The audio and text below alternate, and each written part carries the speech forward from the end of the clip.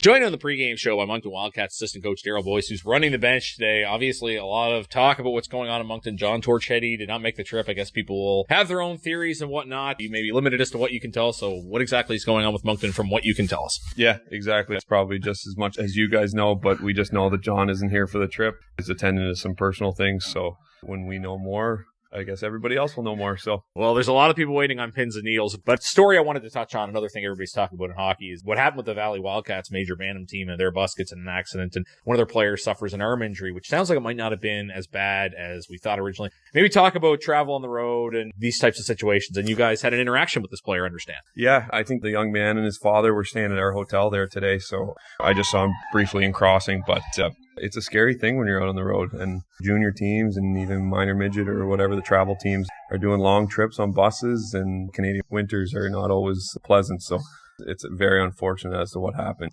I can't imagine being a father to that, and I bet you he was really happy to hug his son there today.